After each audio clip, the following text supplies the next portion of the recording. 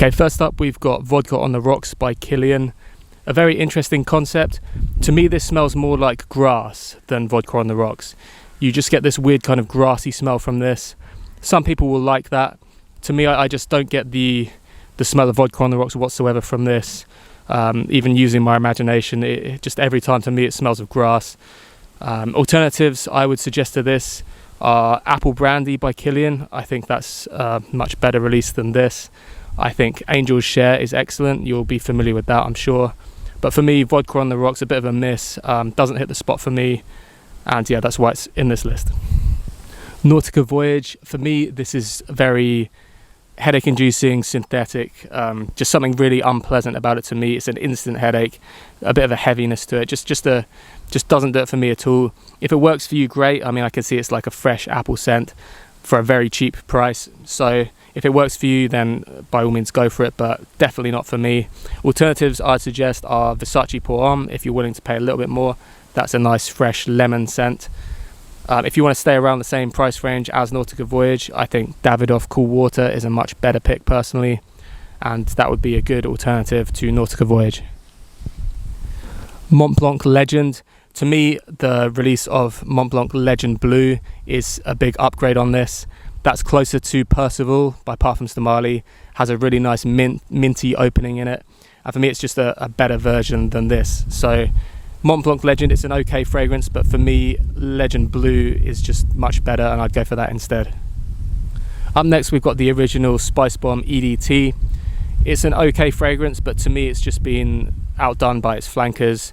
Metallic Musk for me is a much better fragrance than this, with the addition of the musk, and just in general it's a cleaner, fresher, just everything about Metallic Musk I prefer over this. Spicebomb Extreme, if you want a darker vanilla tobacco, more wintry scent than this, is a good one. I actually prefer Bulgari's Man in Black over this. They get compared a lot. That's got a rum note that this doesn't have. I think Bulgari's Man in Black is better than this while being very similar. So for me the original Spicebomb just doesn't really do it. I know it is relatively popular and a lot of people watching might like it, but for me it's just massively outdone by its flankers, and Man in Black I think is a better alternative also. So yeah, Spicebomb, not for me. Up next we're discussing Creed Viking Cologne. A nice orange and vetiver scent. For me performance just isn't there. I've heard kind of mixed reviews on performance. Some people seem to get a decent tune out of this one, but for me it just doesn't last at all and doesn't really project. I would suggest going for Terre d'Hermès instead. That's the same kind of orange and vetiver combination, but it actually performs. The Parfum version in particular of that one I find is a very good fragrance. So for me that's just a stronger alternative at also a much more affordable price. As far as Viking Cologne goes, it's very different from the original Viking. If you're a Viking fan and you're looking for something very similar, this isn't really, there's a big difference, you know. This is like a fresher orangey vetiver thing, much closer to Terre d'Hermès. So for that reason I'd say pick up Terre d'Hermès, and I would personally give Viking Cologne a miss. Up next we've got Dolce Gabbana The One EDT, the original release. It's quite a pleasant tobacco grapefruit combination, but I do find that the EDP performs a lot better and is an upgrade on the scent as well. It's kind of darker, richer, deeper. For me, yeah, the EDP just blows the EDT out of the water, I would say personally. This is slightly sickly sweet as well compared to the EDP. I think the EDP just more richness and depth to it. It's maybe hard to explain, but if I put the two next to each other, I would take the EDP all day long. I'd also like to mention the Azzaro Wanted line. I think that's a good alternative to this, and perhaps the Stronger With You's by Armani. But for me, the Dolce & Gabbana The One EDT doesn't really do it, and I would suggest the EDP instead. Up next, we've got Fragrance One Office for Men, obviously made famous by Jeremy Fragrance. For me, it's very similar to Mont Blanc Explorer. Very similar, and for that reason, I'd go for Explorer instead at a much better price. Alternatives to this as well, you could go for the Dior Sauvage EDT if you want that big Ambroxan hit. But for me, Office for Men doesn't really do it, and there are stronger alternatives out there. Acqua di Parma Colonia Pura.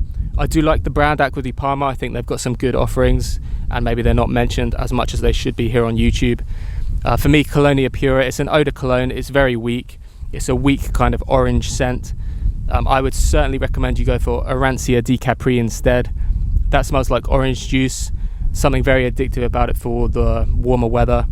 But if you're looking for an orange scent from the brand, rather than going for Colonia Pura, I'd say go for Arancia Di Capri. Moschino Forever Sailing, kind of a weird minty fragrance. I'd go for something like Davidoff Cool Water instead of this. For me, that's a better alternative. Dior Fahrenheit, kind of a strange old school fragrance. I can see how this really appeals to some people as it is unique, a bit of a kind of out there fragrance. I don't think this is the one with the gasoline note or the petrol note. I don't get that from this. I know there's something along those lines with the Fahrenheits. For me, this is just kind of a slightly old school, just doesn't have a great appeal to me. I think it's one of those love it or hate it, so I do appreciate the kind of unique aspect will be very appealing to some people, but not really to me. I'd go for something like Versace's The Dreamer, if you want that kind of old school. That's more of a like tobacco floral, but you could do a kind of similar job with that maybe. I can't think of any obvious alternatives to Fahrenheit, but yeah, it doesn't really do it for me. What do you think, guys? Do you love any of these fragrances? What do you think of the alternative suggestions? I'd love to hear any feedback as always, and I appreciate you watching. Catch you in the next one.